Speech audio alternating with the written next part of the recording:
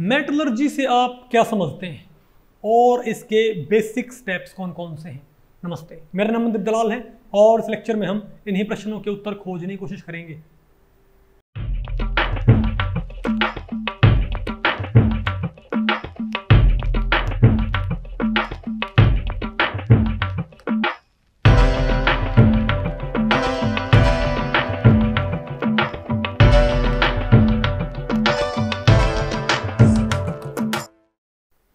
Okay, तो भैया आज हमें क्या पढ़ना है बताओ।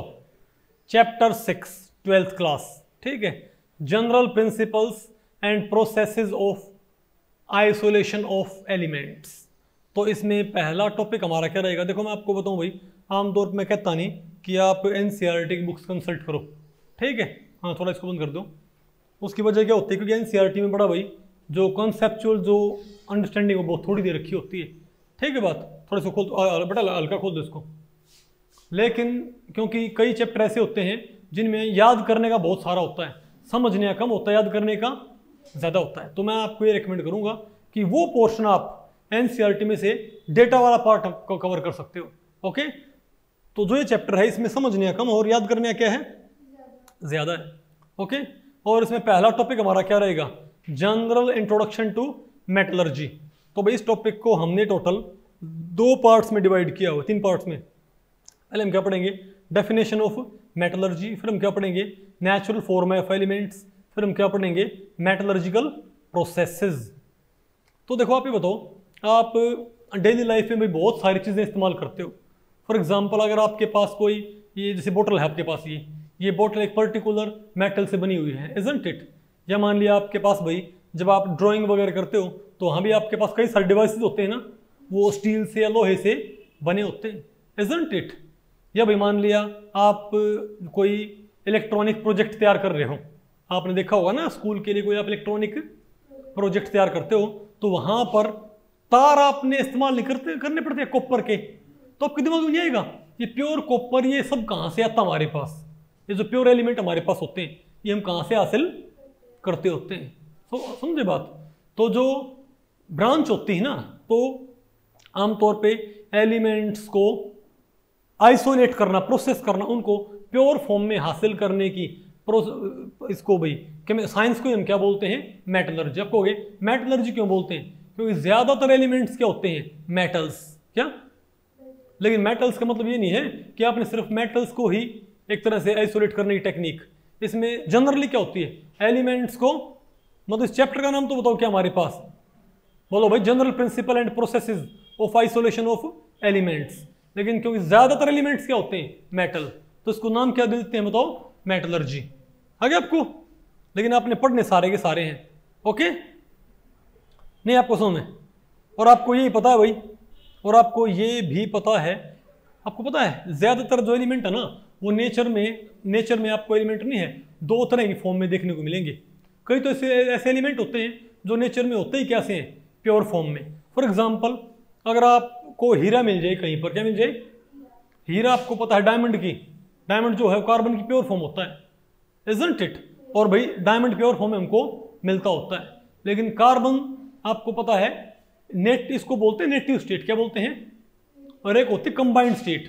नेटिव स्टेट का मतलब क्या होता है, अगर कोई एलिमेंट नेचर में प्योर फॉर्म में ही मिल जाए तो हम क्या बोलेंगे, नेटिव फॉर्म मिल रहा है। लेकिन कई बार क्या होता है वो एलिमेंट प्योर फॉर्म में नहीं मिलता, बजाय दूसरे जो एलिमेंट है उनके साथ कंबाइंड हुआ मिलता है। फॉर एग्जांपल आयरन है, आपको डेली लाइफ में जो प्योर आयरन के ब्लॉक आपको देखने को मिलते हैं, आपने देखा होगा ना भाई, आयरन की प्लेट्स होती हैं, ठीक है, आपके पास घर में भाई, इजंट इट। या कहीं कंस्ट्रक्शन वगैरह चल रहे हो वहां पर आपको आयरन जगह देखने को नहीं मिलता क्या, वो जो आयरन होता है वो नेचर में हमको नहीं मिलता होता, उसको नेचर से हासिल किया जाता है। नेचर में जो आयरन होता है वो Fe2O3 या Fe3O4 की फॉर्म में होता है। इसमें यानी आयरन के ऑक्साइड होते हैं, आयरन के सल्फाइड होते हैं, जैसे आयरन सल्फाइड FeS। तो प्योर आयरन तो नहीं है ना भाई वो हमारे पास, और प्योर आयरन की प्रॉपर्टी उनसे अलग होती है, नहीं समझे बात। आप आयरन के आप क्या बना सकते हो, शीट वगैरह भाई, आप इनको जैसे आप आयरन को यूज कर सकते हो ना चीजें बनाने के लिए, आप उसके और को इस्तेमाल, जिन कंपाउंड्स में मिलता है उन कंपाउंड्स को आप ऐसे इस्तेमाल नहीं कर सकते। उन कंपाउंड्स की प्रॉपर्टी क्या होती है, अलग होती हैं। ठीक है, तो बताओ नेचुरल फॉर्म में कौन कौन मिलता है हमको? नेचुरल फॉर्म में कौन मिलता है? आप बताओ, आपको पता है सोना और चांदी, गोल्ड और सिल्वर, ये कंबाइंड फॉर्म में मिलते हैं। गोल्ड और सिल्वर के आपको कंबाइंड, आपको कंपाउंड ही मिल जाएंगे नेचर में, लेकिन आपको प्योर गोल्ड और प्योर सिल्वर भी आपको मिल जाएगा। आपको पता होगा ना, अपने जो गोल्ड की खदानें होती हैं, गोल्ड माइंस होती हैं, वहाँ पर गोल्ड क्या मिलता है आपको? बिल्कुल प्योर फॉर्म में गोल्ड के आपको छोटे छोटे माइनर से टुकड़े मिलते हैं, इजंट इट? ठीक है, तो एलिमेंट वही pure form as well as combined form, दोनों के अंदर मिलेंगे आपको देखने को। ओके, अच्छा आप ये बताओ, अगर मैं आपसे पूछूं कॉपर, क्या सिमिलरली कॉपर के बताओ क्या होते हैं? बहुत सारे कॉपर के भी बताओ क्या होते हैं? बहुत सारे एलिमेंट्स होते हैं। एल्यूमिनियम वगैरह है, आपको पता है ना, एल्यूमिनियम ऑक्साइड की फॉर्म मिलता है, किसी फॉर्म में? Al2O3 की फॉर्म में। ओके, अब आप ये कहो चलो ठीक है भाई, हमको नेगेटिव फॉर्म और कंबाइंड फॉर्म तो हमको पता लग गई। ठीक है, अब इनका एक्सट्रैक्ट, इनका भी ऑकरेंस क्या, लेकिन हम इसका इंट्रोडक्शन पढ़ रहे हैं। हम क्या पढ़ रहे हैं? इनका इंट्रोडक्शन। तो थोड़ा आप आगे पढ़ोगे। अब कई जो प्योर फॉर्म में मिलते हैं नेचर में, उनमें तो कोई दिक्कत है ही नहीं, लेकिन जो कंपाउंड फॉर्म में नेचर में मिलते हैं, उनमें से आपको उसको, उस एलिमेंट को निकालना क्या पड़ेगा? अलग नहीं करना पड़ेगा, इजंट इट? फॉर एग्जाम्पल, अगर मान लिया आपके पास प्योर फॉर्म में, मान लिया आपको लोहा चाहिए, तो लोहा प्योर फॉर्म में नेचर में नहीं मिलता, लोहे के कंपाउंड मिलते हैं। आयरन सल्फाइड मिल जाएगा, क्या? आयरन ऑक्साइड मिल जाएगा। तो आयरन ऑक्साइड में से ऑक्सीजन को उठाना है, Fe3O4 में से ऑक्सीजन को उठाना और क्या हासिल करना है? Pure iron. आगे आपको, तो एक होते हैं मिनरल, एक होते हैं और, क्या होते हैं? तो किसी भी एलिमेंट का, किसी भी एलिमेंट का जो कंपाउंड फॉर्म में जो आपको मिलता है चीज, उसे हम क्या बोलते हैं? उसका मिनरल। क्या बोलते हैं उसका? उसका मिनरल बोलते हैं उसको। ठीक है, लेकिन सभी मिनरल्स में से, जैसे मान लिया आयरन है, तो आयरन के बहुत सारे कंपाउंड नहीं होंगे, उनको हम क्या बोल सकते हैं? आयरन के मिनरल्स बोल सकते हैं। क्या बोलते हैं? आयरन के मिनरल्स। लेकिन सभी मिनरल्स में से मेटल को निकालना आसान और सस्ता नहीं होता। जिस मान लिया आयरन के सल्फाइड से आयरन निकालना इतना आसान नहीं है जितना क्या ऑक्साइड से, तो हम उसको क्या बोल देंगे? और। क्या बोल देंगे उसको? और बोल देंगे, ओर्स। तो हम कहेंगे all ores are minerals but all minerals are not ores. जिन मिनरल से वो पर्टिकुलर मेटल निकालना आसान और सस्ता हो, उन्हें क्या बोल देंगे? और। बस आगे आपको, तो आप यहां पर देखो भाई, मैंने क्या बताया था आपको? बताओ, मैंने क्या बताया था? बताओ। The entire scientific and technological process used for the isolation of metal from its ores.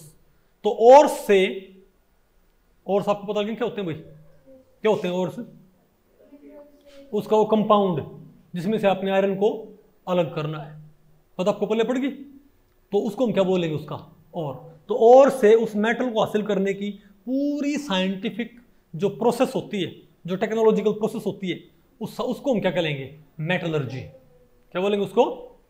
Metallurgy. और जो मेटलर्जी है, मैं आपको बताऊं, इसके प्राइमरीली भाई इसमें 3 पार्ट होते हैं। क्या मतलब? इसमें 3 मेजर 3 स्टेप होंगे और हमने तीनों के नाम से टॉपिक बना रखे। पहला क्या होगा हमारे पास? तो जो मेटलर्जिकल प्रोसेस होती हैं, प्रोसेसेस होती हैं, उनमें 3 स्टेप है। पहला क्या होता है? Concentration of ore. फिर क्या होता है हमारा? Isolation of metal from concentrated ore. पहले आपने ओर क्या करना है? कंसंट्रेटेड बनाना है। फिर कंसंट्रेटेड ओर में से क्या निकालना है आपने? बताओ, मेटल निकालना। और आखिर में क्या होगा? Purification of metal. आपको बताएं क्या होता है आगे आपको ये? अरे बोलो भाई। ठीक है, तो मेरे ख्याल से आपको भाई पल्ले पड़ गया सारा ये। तो मेटलर्जी का मतलब इस चैप्टर में हमने ये पढ़ना है कि अलग अलग मेटल्स को नेचर में जो वो कंपाउंड फॉर्म मिलती हैं, उनमें से उनको प्योर फॉर्म में कैसे हासिल करते हैं। तारों में जो कॉपर लगा होता है वो कहाँ से आता है? नहीं बात आपको पल्ले पड़ी? कंस्ट्रक्शन में जो आप स्टील इस्तेमाल करते हो, जो लोहा इस्तेमाल करते हो, वो प्योर लोहा कहाँ से आता है? लोहे को ऐसे छोड़ दो, पड़ा पड़ा क्या हो जाएगा? जंग लग जाएगा, प्योर फॉर्म में नहीं रह पाएगा। Isn't it? ठीक है, तो भाई इस लेक्चर में इतना ही।